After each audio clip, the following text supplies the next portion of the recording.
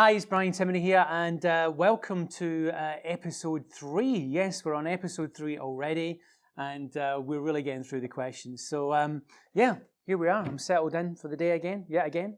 And let's get cracking with the questions, because at the end of the day, that's what's really important here. So, question number 1. A lot of people involved in theatre don't use method, and even worse, mock the small amount that do. Do you think method should be used in all aspects of acting, especially theatre? Jamie Owen. That's a really cool question, Jamie, because it's one that I get asked quite a bit, actually, in different ways, usually by people that don't really understand the method. So, yeah, is method acting applicable to theatre is really what you're asking, or is it just something that gets used on film? Well, here's something to remember, was the method really became famous through actors who were working in theatre to begin with, who then broke into film, and it became well known through film. So if you look at somebody like Marlon Brando or even Robert De Niro, these people started on stage. You know, their first jobs were on stage. So when we ask this question about is the method applicable on stage, absolutely. I mean, when you think about it, why wouldn't it be? I mean, a lot of the method is about looking at emotional journey, the emotional journey the character goes through, and making that really real and authentic. So the method really is the best way to do that. You know, in fact, it's the only technique that actually focuses and recommends the use of emotional memory, for example, which allows the actor to get into the emotions of the character really authentically. Now, these people, they say in theatre, which I can only imagine are lovies, you know, lovey darlings who, you know, love the theatre, and God forbid we should use method acting, right? Well, really their days are numbered, in my opinion. I think the days of just a technical acting where you just had to have a lovely voice and command the stage, I think those days are over, man. They really are over. You know, people want to see more than that. We've moved on. This whole stiff upper lip, we're British, no emotion, please, is really a thing of the past. You know, in Britain, we've moved on.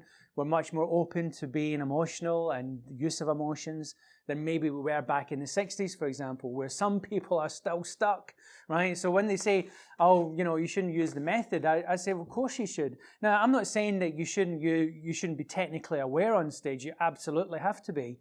You have to make sure you project properly. You have to make sure that you're angling on stage, etc.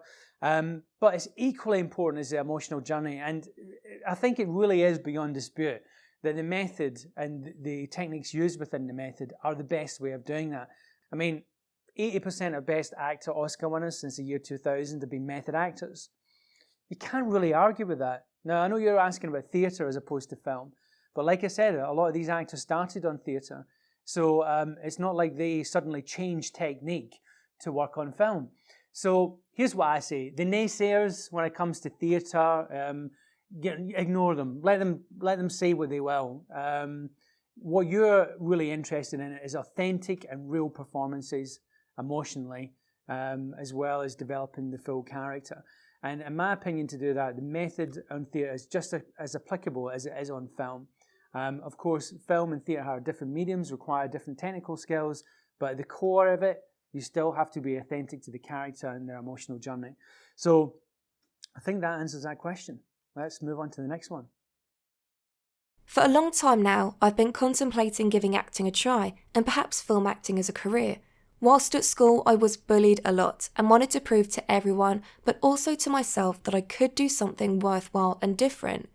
The only problem is that I'm 24, no acting experience at all, and live in Yorkshire. Do you have any advice for me? Lee Monkman. Okay, Lee, let's tackle this question head on. Which is really, well, first of all, let me just say, I'm sorry to hear that you were bullied, you know, because that is just not cool.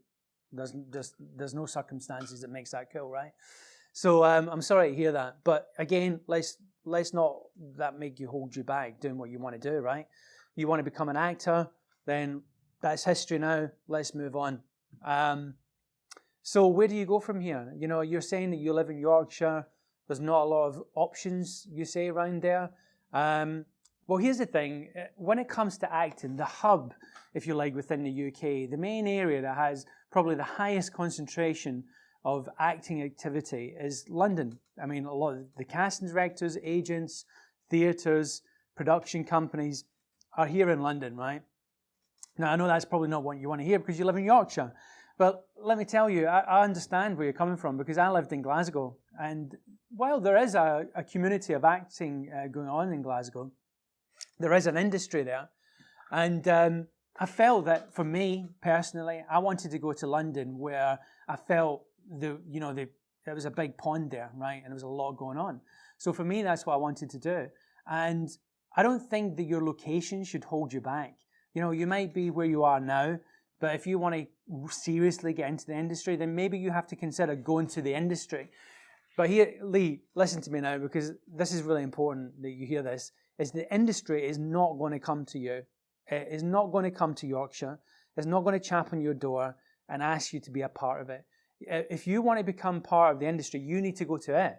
And you need to basically get quite active about that because, like I say, it's the days of people being discovered in remote little villages and locations across the country are long gone. So my advice is get mobile. If you can't get classes or acting activity in your area, where's the closest area to you that you can get involved in? And if you really want to be involved with the big boys, then you need to come to London eventually, in my opinion. So there you go. Lee, might not be the answer you were hoping for, but it's the truth. Let's go on to the next question. How do you choose the right location to study and work? And how do you know your type? Sabrina Ludovic Delise. Hi, Sabrina. That's a good question. And by the way, thanks for helping me on Snapchat because, I was getting a little bit technically challenged on that area and you helped me out. I appreciate that. But I wanted to answer your question. So, Sabrina, when you're considering where should you work or study and then work, really you have to look at where is it you want to end up and what kind of type are you? And of course you asked that question too. How do you find out what your type is? Well, here's a really good thing to do. If you're confused about what type you are, where you fit in this industry, you need to look at your own background. Right, where do you come from? I hate to bring it up, but it's just a reality. What kind of class system did you grow up in? What kind of work have you been exposed to? Apart from acting, have you worked in any sort of particular environments? Because all of these things, whether you like it or not, will influence casting directors' opinions of where you should be within the industry. It's not ideal, but that's the way it is. So when you are looking at your type, you've got to consider these things. The other thing you should do is switch on the telly at night and see where you see you. And what I mean by that is your age, your look, your kind of style, your kind of demeanor. Where do you see you within the industry right now? Within television, within film? Make a note of that and get clear about what kind of type is that. Because at the end of the day, here's what happens, right? You walk into a room and a casting, and they are making decisions right away about you. I mean, a casting director once told me, a very successful casting director in LA, you kind of got about 4 words into the script before they start making decisions about whether they think you're suitable for this part or not.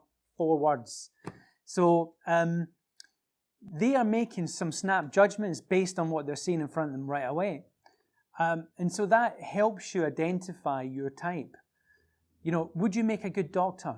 In LA, they sometimes say this, they say, do you do a good lawyer? Do you do a good policeman? Do you do good whatever? It's like they're kind of categorizing to some extent certain professions or certain types that they think that you might be suitable for. So, for example, somebody that's had that comes from a real working class background and is growing up in that sort of environment. It's not to say that they can, go on to play, Downton Abbey or whatever. But when they first walk into a casting room, let me tell you, the harsh reality is that casting director or that agent is thinking that is where they fit. They will fit in roles that are a bit like where they come from, their experience. As you become more established, there is the opportunity to cross over perhaps into different roles and to be challenged. But you've got to get clear about that. And by the way, you should never run away from that. It's not a bad thing. Some people say to me, oh, I don't want to get typecast. Look, your problem isn't getting typecast right now. Your problem's getting cast. You know, that's the first problem, right? You've got to get cast first before you can get typecast. And you have to build up credits before you get to the point of being typecast. And then there's always the opportunity to expand your reach. You know, you can play different roles. So don't be afraid of playing to your strengths of your background, where you grew up, you know, your kind of the professions that you think that you lend yourself to within characters. All of that is good to know. So that's what I think you should take into consideration.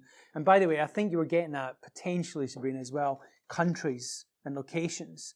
Because, for example, if I was French, I might consider, well as working in London, maybe that I do some work in France. I mean, when I was working as an actor, I considered working in Scotland as well as London. So you want to kind of play to your strengths and background and get cast, then worry about typecast much later on down the line.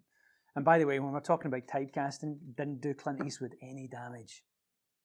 Okay, well, I think that brings us to the end of this show. And, well, I think we've answered quite a bit tonight, and I look forward to speaking to you on the next one.